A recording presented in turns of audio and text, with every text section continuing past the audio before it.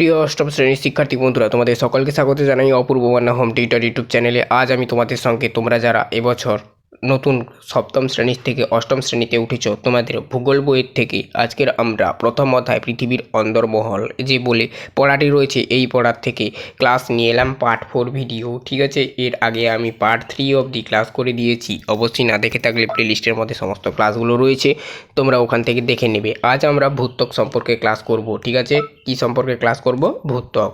এর আগে part 3 video ক্লাসে আমি এই কেন্দ্রমণ্ডল বা কোর সম্পর্কে বুঝিয়ে দিয়েছি এই অবধি। ঠিক আছে, অবশ্যই তোমরা ক্লাসগুলো দেখে নেবে। চ্যানেলে নতুন থাকলে অবশ্যই চ্যানেলটাকে সাবস্ক্রাইব করবে, বেল আইকনকে অপশানে সেভে রাখবে। তো দেখো, এখানে এই যে ভূত্বক দেখতে পাচ্ছ, তোমাদের এটা প্রথম অধ্যায় পড়া রয়েছে। পেজ নাম্বারটা বলে দিচ্ছি।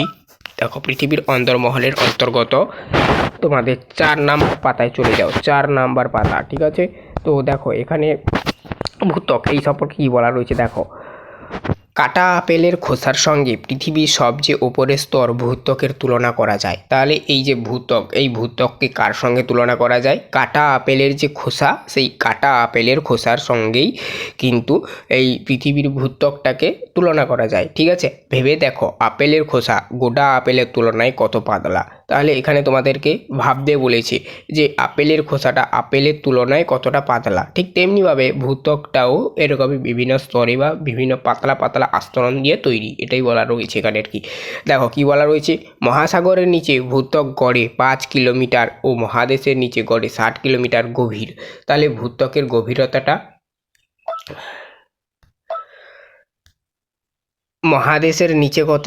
দেখো, ভূত্বক মহাসাগরের নিচে 5 কিলোমিটার এবং মহাদেশের নিচে কত রয়েছে? 60 কিলোমিটার। এই লাইনগুলো তোমরা একটু দাগাবে। ঠিক আছে, তো 60 কিলোমিটার গভীরতা পর্যন্ত এটা বিস্তৃত। তারপরে দেখো, এর গড় গভীরতা 30 কিলোমিটার। তাহলে ভূত্বকের গড় গভীরতা কত? মহাসাগর আর মহাদেশ নিয়ে 30 কিলোমিটার। ঠিক আছে, তারপরে দেখো, মহাসাগরের নিচে প্রধানত সিলিকন, এসআই, ম্যাগনেসিয়াম, এমজি দিয়ে স্তরটি তৈরি। এই স্তরটার নাম কি বলতো? সীমা বলা হয়, এই জন্য এটা এখানে এইরকম বলা রয়েছে। তো এই লাইনগুলো তোমরা সব দাগাবে।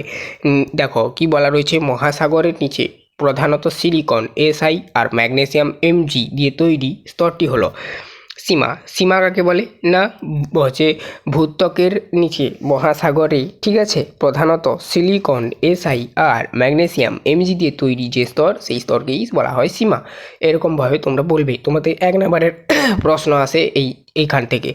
তো আমি প্রশ্ন উত্তরে যখন ক্লাস নিয়ে আসবো, তোমাদের সঙ্গে সমস্ত প্রশ্নগুলো আলোচনা করে দেব। আগে তোমাদের প্রথম অধ্যায় কমপ্লিট করে দিই, তারপর প্রত্যেকটি অধ্যায় কমপ্লিট হবে, তারপর ওই অধ্যায় থেকে যে প্রশ্ন হবে এবং তার যা উত্তর হবে আমি নিয়ে আসবো। তো অবশ্যই তোমরা চ্যানেলে যারা নতুন তাদেরকে বলে দিলাম, অবশ্যই চ্যানেলটাকে সাবস্ক্রাইব করে রাখো। তারপর দেখো, আমরা নেক্সট পড়ায় যাচ্ছি। এই স্তর তুলনায় ভারী, তাহলে ভারী এই স্তরটা বোঝা গেল তুলনামূলকভাবে।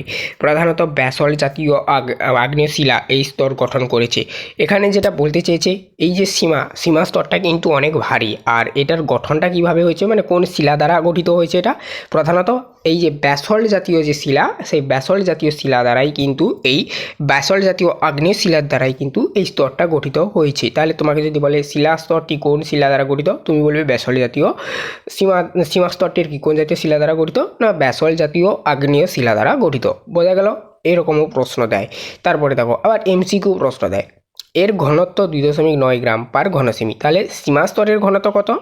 2.9 গ্রাম পার ঘনসেমি। ঠিক আছে, মহাদেশের নিচে প্রধানত সিলিকন, এসআই আর অ্যালুমিনিয়াম, এআই দিয়ে তৈরি ভূত্বকের ওপরের স্তরটি হলো শিয়াল। তাহলে শিয়াল স্তর কোনটা তোমাকে যদি বলে, সেম অনুরূপভাবে এই সমস্ত লাইন তোমরা দাগাও একদম এখান থেকে আরম্ভ করে। ঠিক আছে, এখান থেকে আরম্ভ করে একদম এই সমস্ত লাইনগুলো প্রত্যেকটা লাইন তোমরা দাগাবে। ঠিক আছে, তো প্রত্যেকটা লাইন থেকেই প্রশ্ন হয়, তো ভালো করে তোমরা পড়ে রাখো।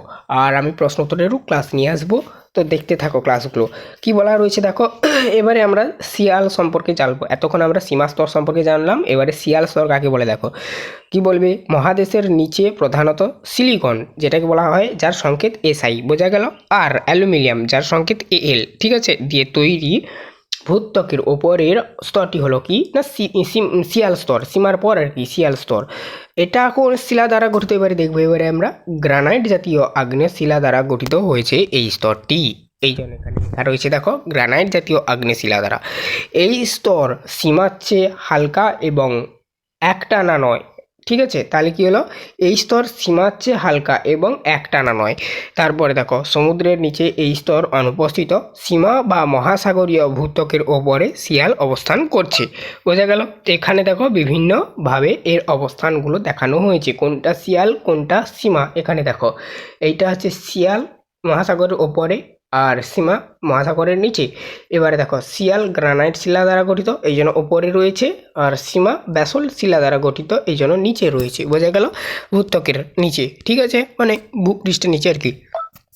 এরপরে দেখো আর উপরে তো সমুদ্র তোমরাও সাইডে দেখতেই পাচ্ছ।